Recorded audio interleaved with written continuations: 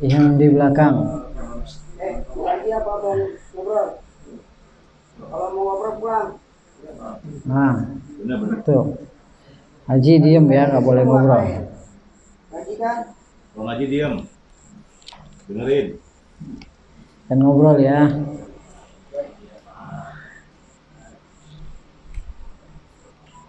Bismillah.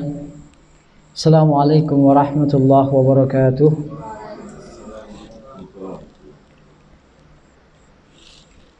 Innal hamdalillah nahmaduhu wa nasta'inuhu wa nastaghfiruh wa na'udzu billahi min shururi anfusina wa sayyiati a'malina. Man yahdihillahu fala mudilla lahu wa man yudlil fala hadiya lahu. Asyhadu an la ilaha illallah wahdahu la syarika lahu wa asyhadu anna Muhammadan 'abduhu wa rasuluhu la nabiyya wa la rasula ba'dah. Wassalatu wassalamu ala Rasulillah wa ala alihi wa sahbihi wa man walah ila yaumil qiyamah.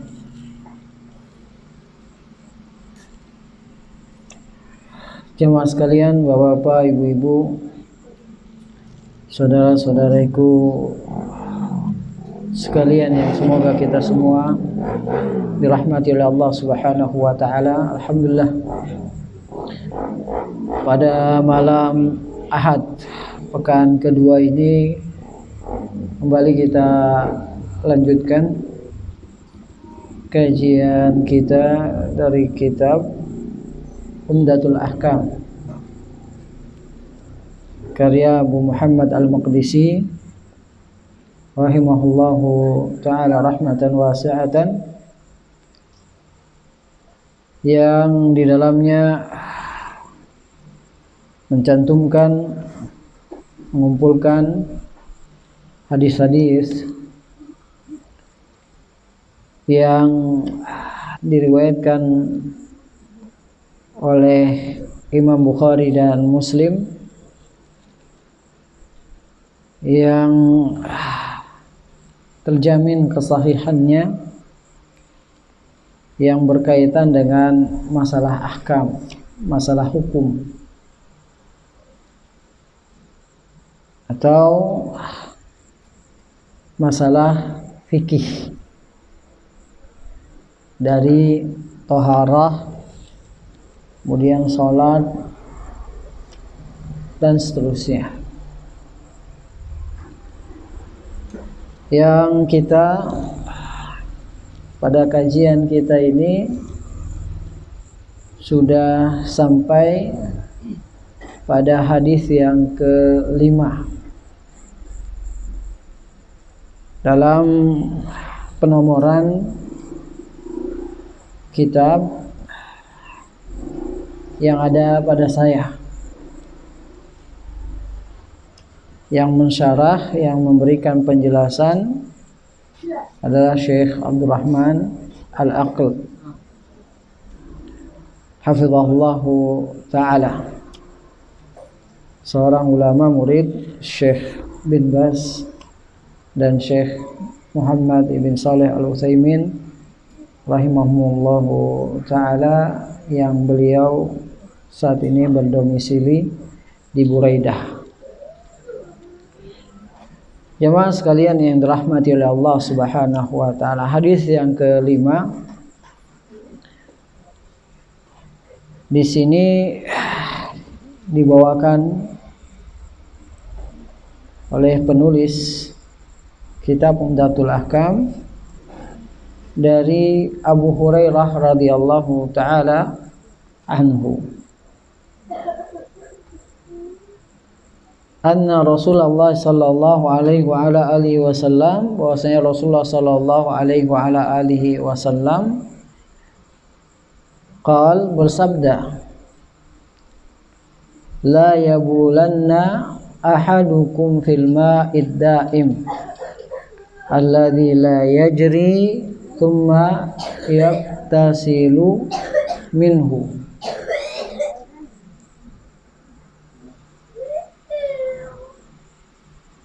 Janganlah salah seorang dari kalian buang air kecil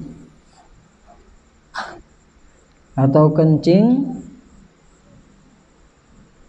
fil ma'id daim,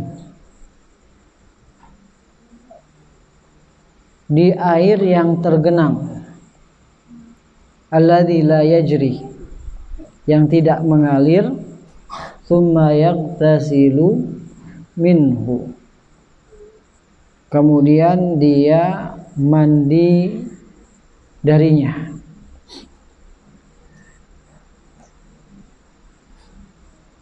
Wali muslimin, dan dalam riwayat Imam Muslim, la yaktasil ahadukum fil ma'id daim wa huwa junubun. Janganlah salah seorang dari kalian mandi di air yang tergenang, wa huwa junubun, sedangkan dia dalam keadaan junub. Jemaah sekalian, ikhwati wa akhwati fid din, azani wa azakumullah, dari hadis ini ada beberapa permasalahan yang perlu kita jelaskan. Yang pertama berkaitan dengan masalah air yang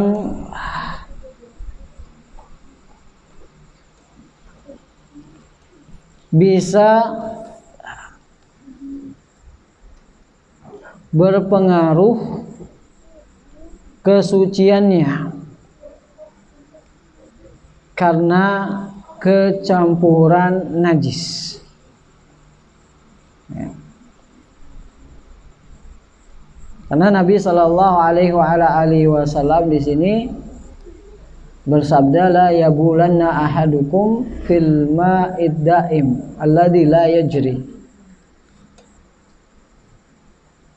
Rasulullah Shallallahu Alaihi Wasallam bersabda, janganlah salah seorang dari kalian buang air kecil di air yang tergenang, yang tidak mengalir. Ini ada percampuran di situ antara air yang hukum asalnya suci, lagi mensucikan, dengan al-baul, dengan air kencing.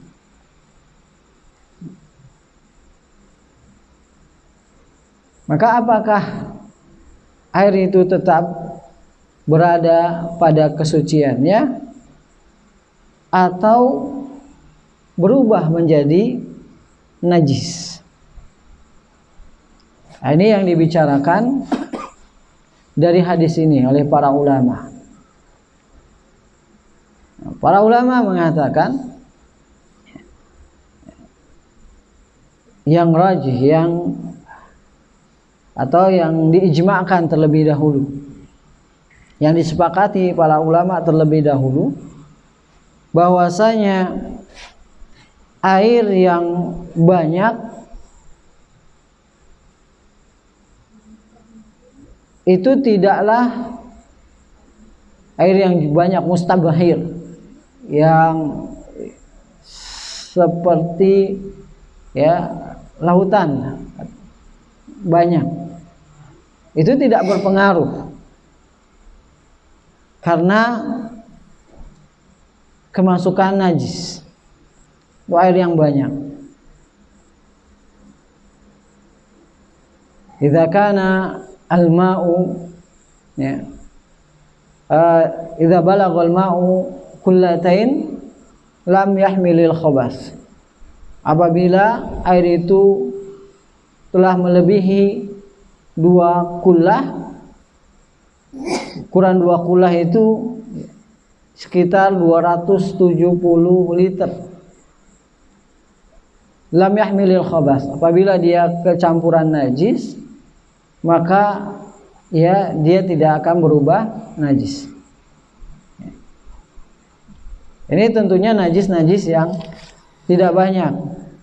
Ya. Najis yang tidak banyak, sehingga ya, potensi berubah air tersebut dengan tercampurnya najis itu sangat-sangat kecil sekali.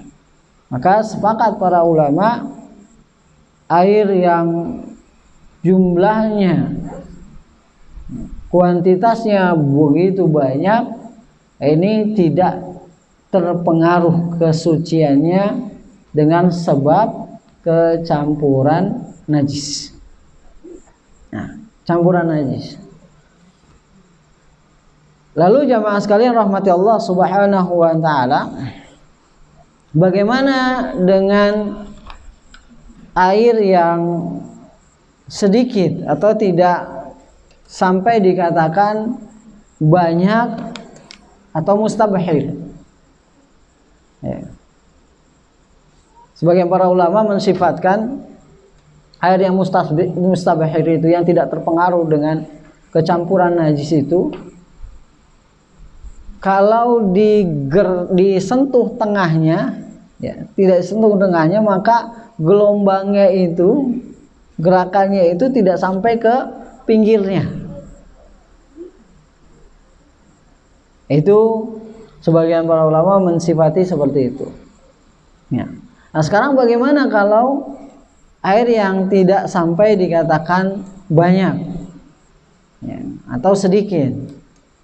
Atau sebagian para ulama, ya, berdasarkan hadis 2 kullah tadi, ya, ukurannya atau kuantitasnya itu di bawah 2 kullah, ya, di bawah 2 kullah. Apakah berpengaruh, ya, dengan sebab kecampuran najis atau tidak? Ya. Yang rajih, yang kuat di dalam masalah ini, ya, bahwasanya air itu la yunajjisuhu syai', tidak dinajiskan oleh sesuatu apapun. Ini patokannya.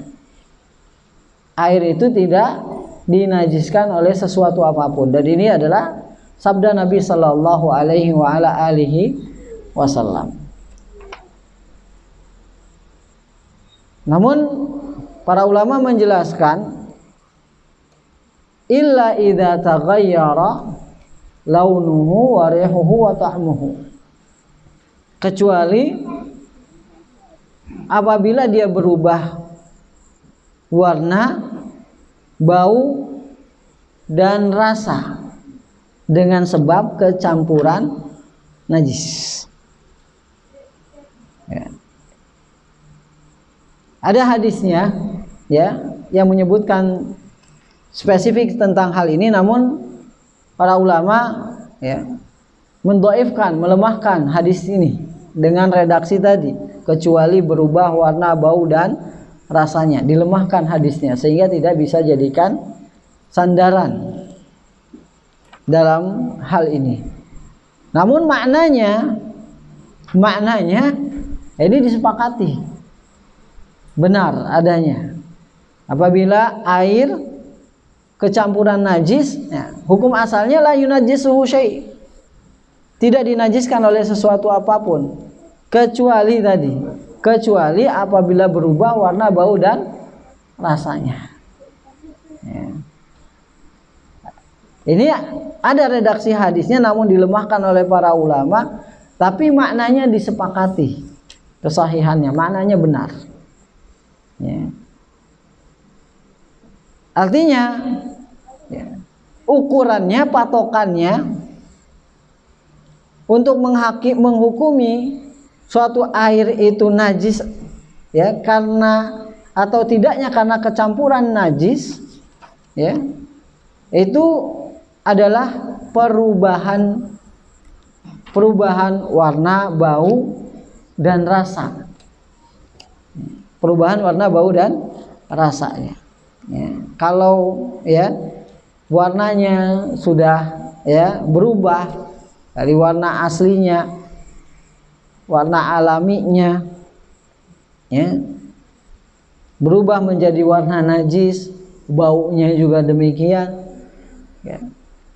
Kemudian rasanya juga ya, adalah rasa ya najis yang tercampur, ini berubah menjadi najis.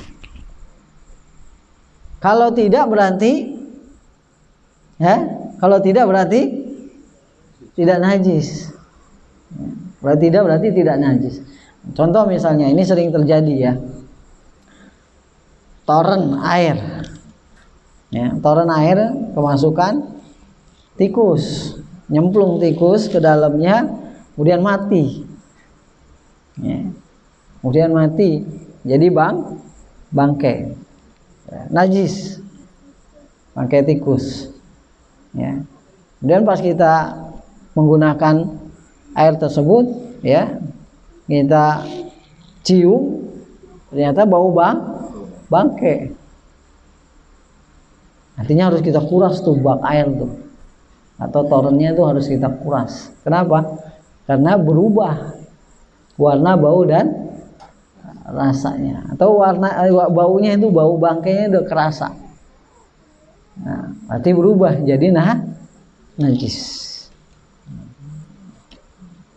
Jamaah sekalian yang rahmati Allah Subhanahu wa taala, itu berkaitan dengan masalah ya dilarangnya kencing ya di air yang tergenang, yang tidak mengalir.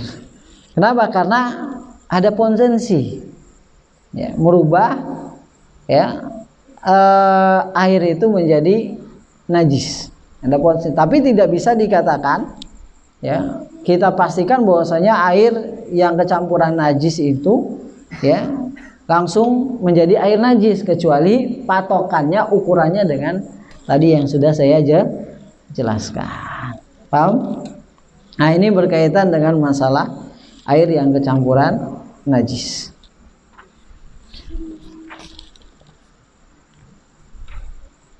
Kalau ada pertanyaan, lalu bagaimana dengan hadis dua kullah tadi? Hadis dua kullah tadi. Ya, idza balaghal ma'u kullatain lam yahmilil khabath. Apabila air itu ya ukurannya sudah mencapai dua kullah, maka dia tidak akan membawa najis. Ya. Nah, ini kan bisa dipahami dengan pemahaman terbalik ya. Kalau lebih dari dua kullah kecampuran najis, dia tidak najis.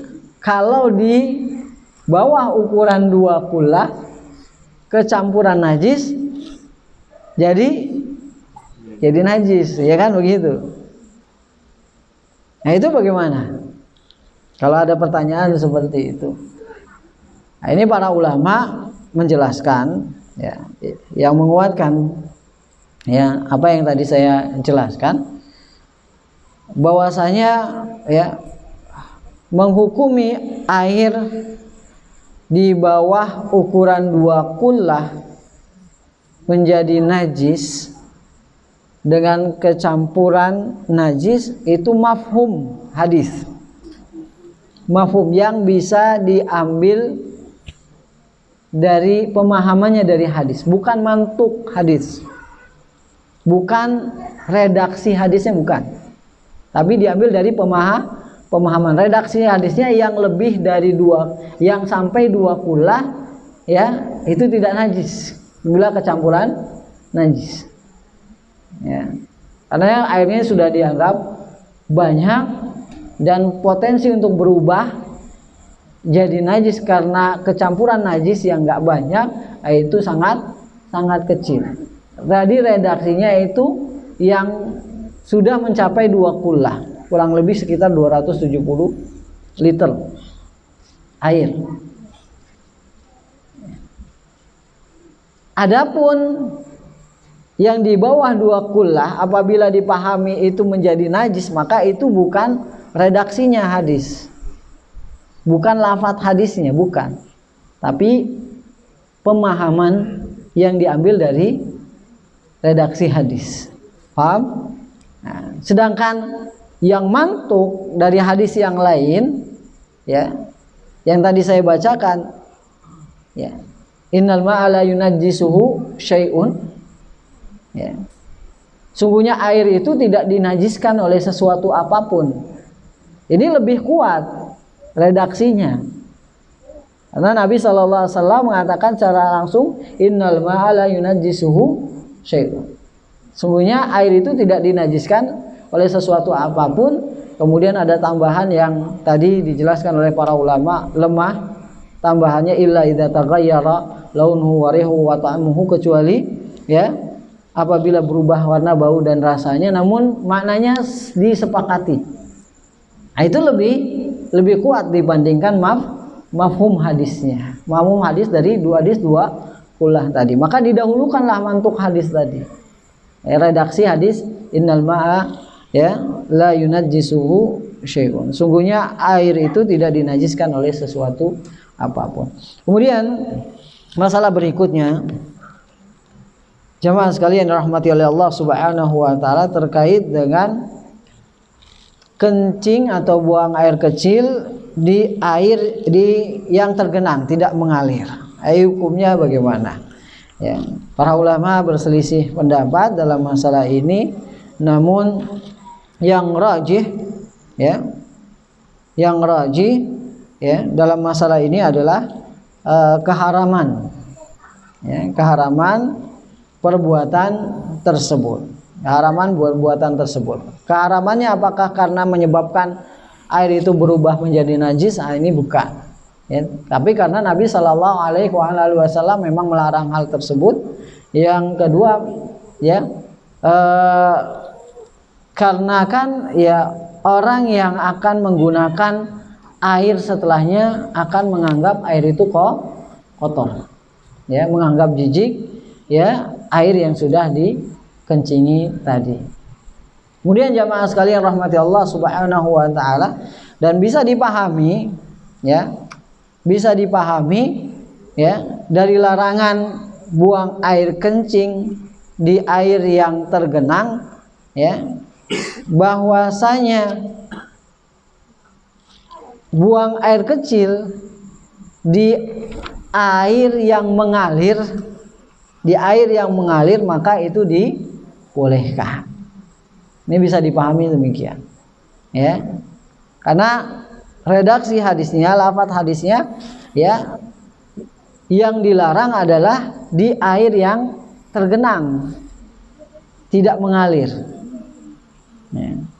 Artinya kalau airnya mengalir seperti di sungai yang mengalir, ya, ini tidak mengapa kencing di situ, buang air kecil di situ. Ya, tapi para ulama menjelaskan, ya, kecuali kalau ada orang di sana lagi menggunakan air sungai juga, ya, maka ini jangan dilakukan. Kenapa? Karena ya orang yang menggunakan air, ya, setelahnya, ya, tentu akan, ya, merasa jijik atau merasa kotor dengan hal tersebut. Nah, hal tersebut. Tapi ini biasa ya terjadi di kampung-kampung, ya, kampung-kampung. Ya. Bukan cuma buang air kecil, ya, buang air besar. Ya. Jadi di pinggir-pinggir kali atau sungai itu ada helikopternya, atau itu biasa disebut helikopter, ya, tempat buang air atau jamban, ya, buang air besar, ya, di pinggir kali, ya, yang apa, close up close up, ya. Itu biasa terjadi. Maka ya dalam hal ini kita perlu perhatikan, ya, seandainya dibolehkan buang air kecil, ya, pada air yang mengalir berdasarkan pemahaman daripada hadis ini, namun kita perhatikan, ya, ada nggak orang yang di bawah kita atau setelahnya memanfaatkan air tersebut. Ya. Ini apalagi buang air besar, ya, buang air besar tentu itu akan lebih berpengaruh kepada orang yang menggunakan setelahnya. Jamaah sekalian rahmati Allah Subhanahu wa taala. Kemudian ya, selanjutnya adalah berkaitan dengan ya larangan buang air besar tentunya di air yang tergenang, ya. Ini yang disebut dengan al-qiyasul aula, ya, kias yang lebih utama. Kalau buang air kecil saja ya dilarang, apalagi buang air besar, ya. Apalagi buang air besar tentu ya lebih dilarang lagi, ya. Dan para ulama juga menyebutkan, menerangkan, mungkin ini terlewat, sama saja ya, sama saja baik ya buang air kecil di air yang tergenang itu secara langsung atau pakai media, ya, atau pakai media. Karena kalau dilafatkan atau dia lihat dari lafadznya itu kan kencing secara langsung, ya. Karena ada sebagian memahami, ya, sebagian memahami kalau nggak langsung berarti nggak apa-apa, gitu. Misalnya dia kencing di wadah, ya, di wadah, kemudian dia buang ke tempat air yang tergenang itu. Ini kan nggak langsung kencing di tempat air yang tergenang tadi, tapi dia kencing dulu di wadah, ya, atau di gayung, kemudian ya air kencingnya tersebut dibuang ke air yang tergenang tadi. Ya, itu sebagian atau ada ya yang memahami bahwasanya itu nggak apa-apa. Kenapa? Karena yang dilarang adalah langsung kencing di air yang tergenang tadi, ya. Namun ya ini tentunya ya pendapat yang janggal dan yang tentu dijelaskan oleh para ulama itu sama aja, baik secara langsung ataupun tidak langsung. Jemaah sekalian rahmati Allah Subhanahu wa taala. Kemudian pembahasan selanjutnya adalah berkaitan dengan mandi, ya.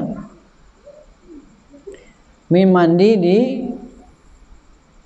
air tersebut, ya, mandi di air tersebut. Apakah ya hukumnya dibolehkan atau dilarang atau tidak, ya. Para ulama menjelaskan ya bahwasanya ya mandi di air yang tergenang tersebut itu juga terlarang, ya, karena memang hadisnya menyebutkan ya demikian, ya. Dilarang pula mandi di air yang tergenang. Kemudian jamaah sekalian rahmati Allah Subhanahu wa taala, dalam redaksi hadis ini dijelaskan bahwasanya minal wa huwa junubun, wa huwa junubun, sedangkan dia dalam keadaan junub, mandi nyemplung ke air yang tergenang, ya, sedangkan dia dalam keadaan junub. Nah, tadi kan di belakang tuh Adek-adek ya, katanya nggak boleh, nggak ngobrol. Orang ngobrol.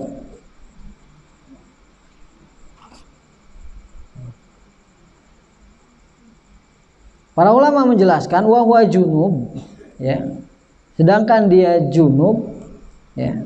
Itu ya secara keumuman saja, ya.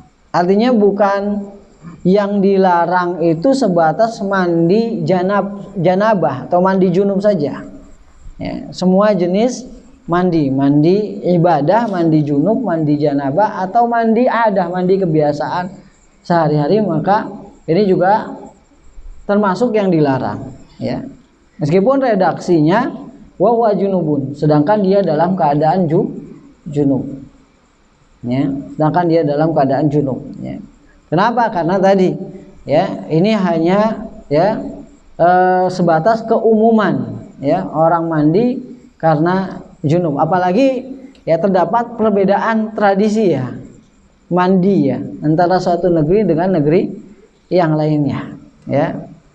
Kita ini ya orang Indonesia dianggap ya doyan mandi ya, doyan mandi ya, karena mandi ya tiap hari, nggak sekali, bisa 2 kali, bahkan bisa sampai 3 kali. Sedangkan kebiasaan orang Arab ya, kebiasaan orang Arab itu nggak mandi tiap hari, enggak ya, seminggu sekali mandinya, tapi dia banyakin minyak wangi ya, karena kan orang-orang Arab memang suka wangian ya, suka wangi-wangian ya. Biasanya mereka mandinya ya nggak tiap hari lah intinya ya, intinya tiap hari. Pernah ya cerita teman saya ya dulu dengan seorang syekh, orang Indonesia ini kayak ikan katanya, mandinya tiap hari. Dijawab teman-temannya ya, karena saking akrabnya ya, orang Arab kayak onta, jarang mandi. Orang Arab kayak onta, jarang mandi. Nah, itulah ya, memang kebiasaan yang berbeda antara kebiasaan kita orang Indonesia dan kebiasaan orang-orang di luar negeri ya. Dan bukan orang Arab saja ya yang mandinya cuma sekali atau enggak tiap hari ya, 2 hari sekali, 3 hari. Itu banyak negara-negara lain ya, itu juga demikian ya, mandinya enggak tiap hari. Nah, jadi ya kalau orang sudah mandi, sudah junub, maka dia dipaksa untuk mandi karena wajib ya mandi ya, wajib mandi. Adapun misalnya nggak ada yang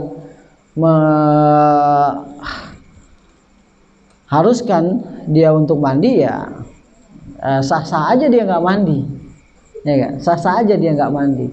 Yang penting tadi ya, yang penting orang lain nggak terganggu dengan ya sebab kita nggak mandi.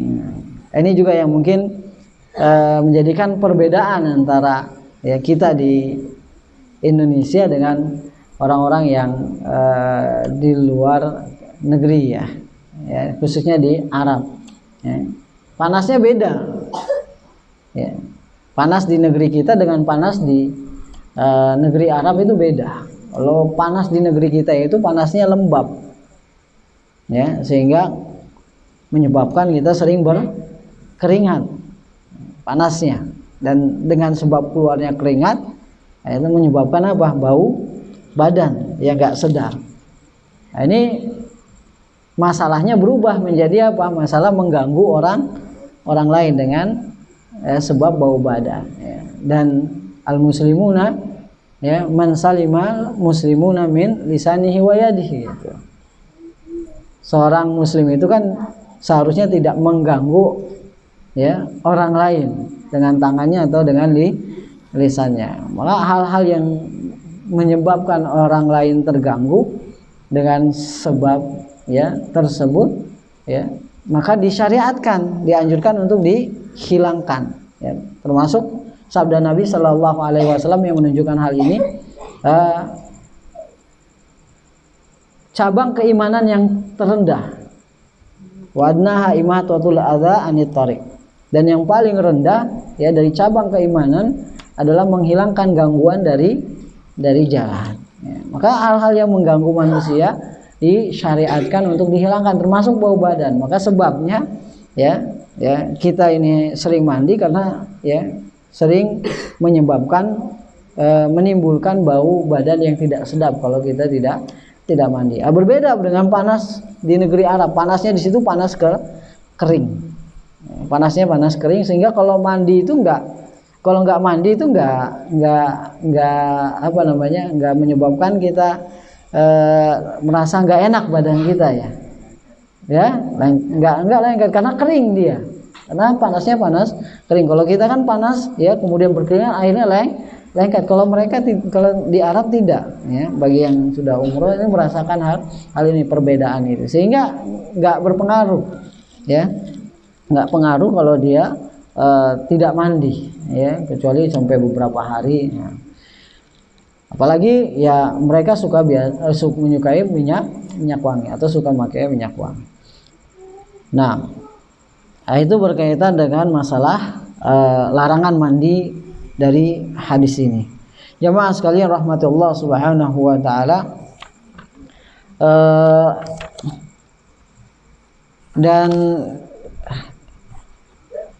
dari hadis ini juga ya bisa dipahami kalau mandi di tempat yang airnya itu mengalir maka itu tidaklah najis, itu tidaklah najis atau tidak mengapa, karena larangannya di sini ya adalah mandi di air yang tergenang. Jamaah sekalian rahmati Allah subhanahu wa ta'ala, dan permasalahan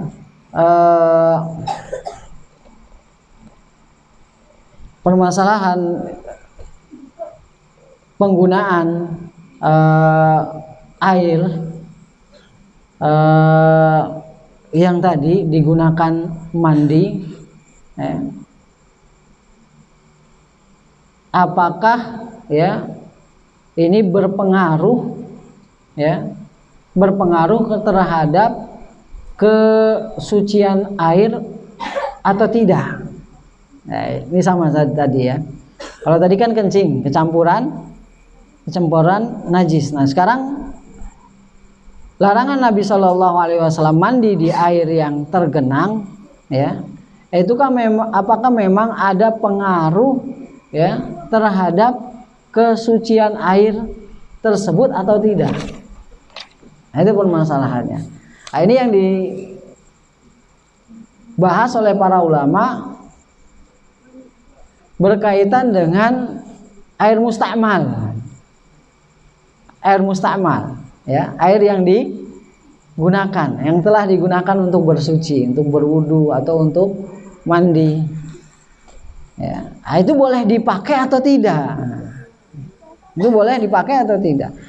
Sebagian ya, ulama berpendapat itu nggak boleh dipakai air mustakmal tadi.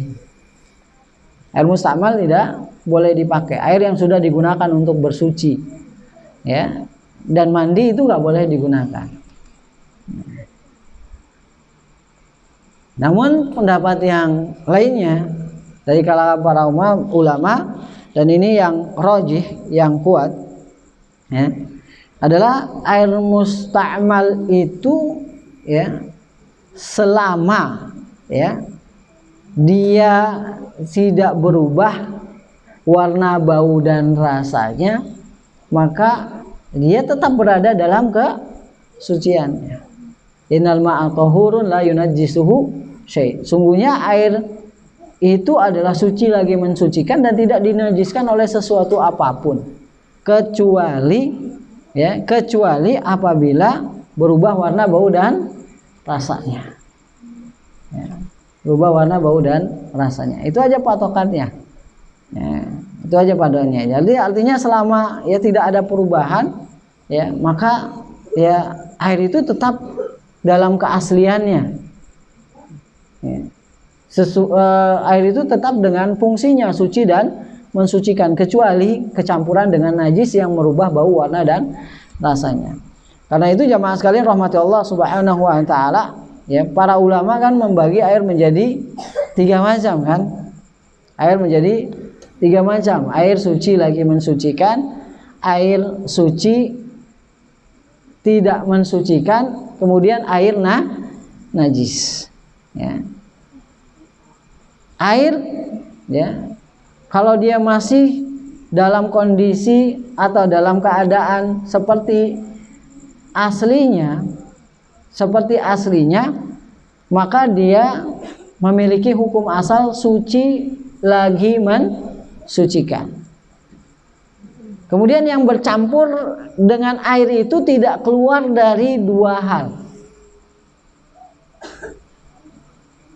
Yang bercampur dengan air itu tidak keluar dari 2 hal. Pertama, sesuatu itu suci, ya. Yang kedua, sesuatu itu najis. Ya. Jadi yang bercampur dengan air yang suci lagi mensucikan, itu tidak keluar dari dua hal. Yang pertama, sesuatu itu suci, dan ini adalah hukum asal dari segala sesuatu, itu hasilnya ya taharah, suci. Atau sesuatu itu najis yang sudah ditetapkan oleh dalil bahwasanya itu adalah najis. Maka kondisi yang pertama, air itu bercampur dengan sesuatu yang suci. Dan air itu tidak berubah warna, bau dan rasanya. Maka air itu tetap dalam kesuciannya. Tidak berubah warna, bau dan rasanya. Bercampur dengan sesuatu yang suci dan tidak merubah ya keaslian air, tidak berubah warna, bau dan rasanya. Maka air itu hukumnya apa? Suci lagi mensucikan. Ya. Kemudian kondisi yang kedua, air bercampur dengan sesuatu yang suci dan sesuatu yang suci itu merubah warna, bau dan rasa dari air. Ya. Berubah dari keaslian air. Maka air itu apa? Suci lagi suci namun tidak mensucikan. Nah, ini seperti air ini ya, kalau dicampur ya susu ya kan. Susu kan suci, campur susu. Ya. Jadi berubah tuh warnanya. Enggak bening lagi jadi putih. Ya, rasanya juga berubah jadi manis ya. Suci dia dan boleh dikonsumsi. Tapi bisa enggak dia dipakai untuk berwudu? Ya? Enggak bisa.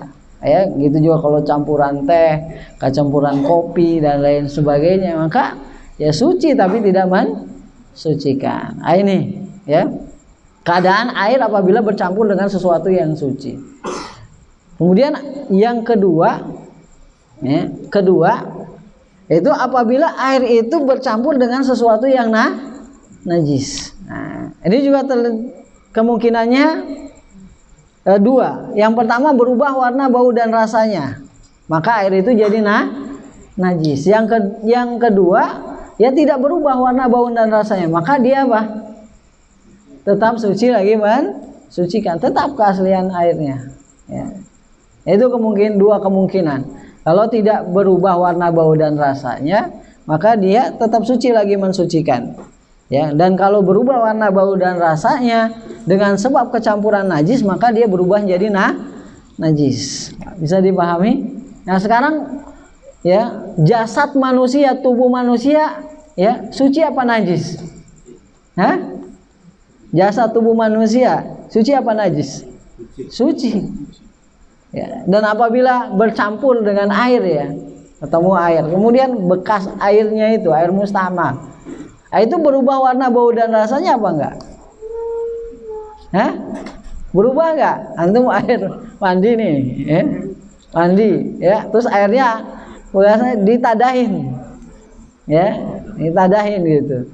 Berubah enggak air itu warna, bau dan rasanya? Hah? Berubah. Oh, kalau pakai sabun. Tapi enggak tanpa menggunakan apa-apa, ya. Ya. Dia kalau nggak berubah maka tetap dalam hukum asalnya, ya. Kan tadi innal ma'a tahun la yunajjisuhu syai'. Sungguhnya air itu suci lagi mensucikan, tidak dinajiskan oleh sesuatu apapun kecuali apabila berubah warna, bau dan rasanya, ya. Pertama, badan kita nggak najis nih, badan kita nggak najis. Dan ketika air itu kita gunakan untuk berwudu atau mandi, ya, bekas airnya ada nggak berubah jadi warna, bau dan rasanya? Kalau nggak ada berarti dia tetap dalam keadaan kondisi airnya. Itu kaitannya dengan hukum air musta'mal. Jadi larangan mandi ya di air yang tergenang itu ya sebabnya atau ilahnya disebutkan oleh para ulama itu bukan karena air itu ya jadi air musta'mal kemudian jadi najis tidak boleh digunakan, bukan, tapi ya sebab larangannya atau ilah larangannya, motif larangannya dijelaskan oleh para ulama ya karena ya orang yang akan menggunakan setelahnya tentunya akan jijik, akan merasa kotor karena air itu bekas gunakan. Nah, beda ya menghukumi sesuatu itu karena kotor, karena jijik dengan karena najis, beda. Itu dibedakan karena ya tidak setiap yang kotor, tidak setiap yang dianggap jijik oleh manusia itu dihukumi najis ya. Setiap yang najis tentu ya kotor. Ya.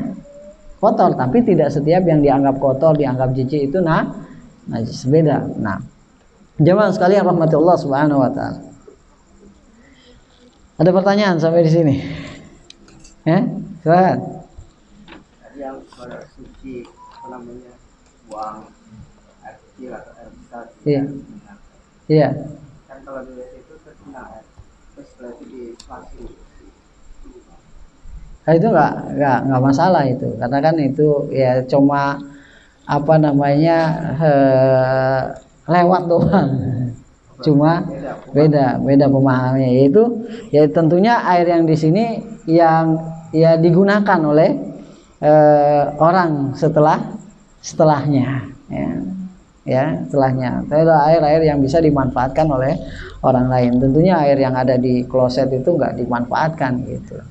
Jadi tidak masuk, dan itu cuma sekedar untuk proses ya pembuangan tinja atau kotoran setelahnya. Allahu a'lam. Nah, Kalau air banjir, kita gampangnya berwudu di rumah. Kita kena banjir nih. Nah, nggak bersihin lagi kaki kita, apakah sah? Ya itu termasuk air yang mustabhir ya. Air yang mustabhir itu air yang ukurannya sudah banyak banget. Iya, air yang banyak banget ya, banjir ya. Banjir. Berarti nggak membatalkan. Ya, itu tadi. Iya, kecuali memang banjirnya banjir lokal sedikit gitu, kemudian kecampuran najis berubah warna, bau dan rasanya kan gitu. Ya, berubah warna dan maka potensi untuk merubah air buah yang begitu banyak, apalagi sekampung yang kebanjiran, itu sangat kecil. Allah a'lam. Ya, air mustaq.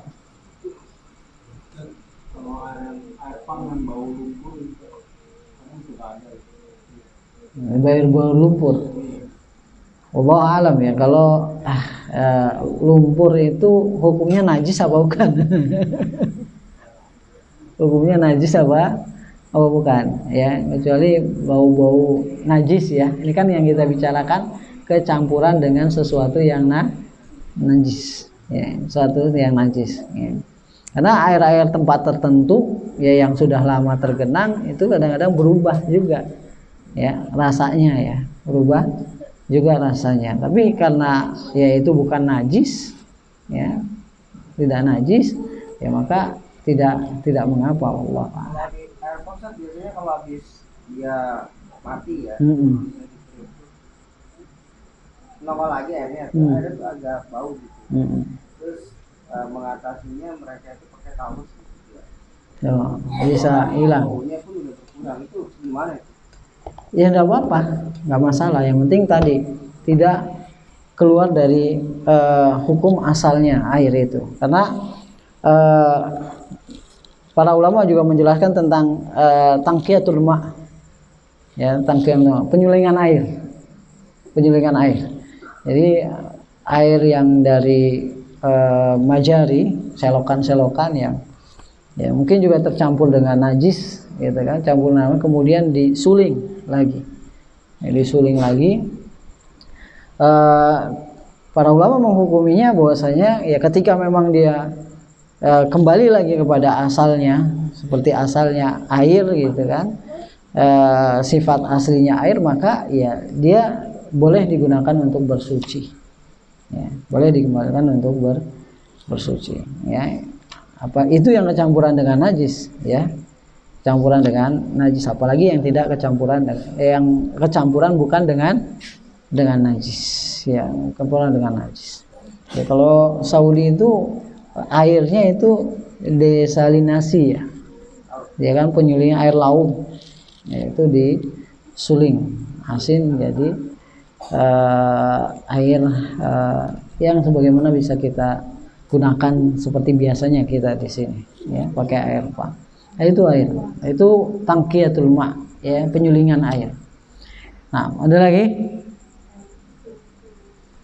Larangan yang air tergenang itu, larangan mandi junub itu kan, itu berlaku pada bak mandi nggak? Iya berlaku, itu kan air tergenang itu termasuk. Hadisnya yang Rasulullah mandi di bak genang itu gimana? Itu kan wadah air. Waduh, kemudian Rasulullah menciduk, ya, menciduk bersama dengan istrinya. Jadi bersama Aisyah perebutan air, gitu. Lagi mandi bersama. Jadi bukan apa namanya, bukan nyemplung, ya. Nah, kalau bathtub ya kan, ya itu tadi airnya dibuang kan, setelahnya nggak digunakan lagi. Wallahu a'lam. Nah. Kalau misalnya keadaan darurat dalam perjalanan, kita mau buang air kecil gitu. Iya. Hah? Adanya botol aqua. Yang penting nggak ada air di dalamnya.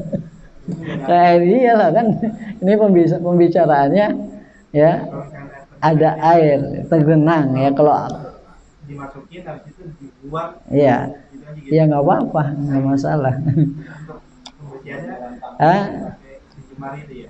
Ya istidmar itu bisa pakai istidmar ya. Saya pun ya kalau kebelet di jalan ya sudah, mau diapain lagi, nggak ada tempat untuk buang air kecil ya, maka ya mau nggak mau seperti itu daripada kencing di celana.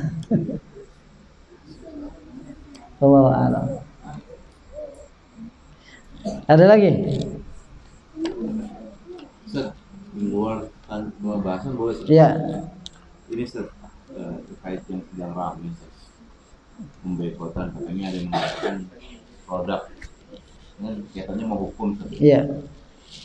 produk yang dibuat oleh Yahudi itu katakan haram. Sementara kan kita tahu bahwa produk itu kan halal, dan transaksinya pun halal. Nah, bagaimana kita menyikapinya? Apakah kena hukum atau menghukumi atau menghukum? Pertama ya beda sesuatu yang haram secara asalnya ya, sesuatu yang secara haram secara asalnya dengan sesuatu yang haram karena suatu sebab ya. Jadi hukum asalnya ya boleh-boleh aja, tapi karena ada satu sebab dia tidak dibolehkan ya. Misalnya kita impor senjata kepada orang kafir yang sedang berperang dengan orang muslim ya. Lalu kita menjual senjata kepada orang yang sedang berkelahi, yang sedang berantem, dia nyari senjata ya.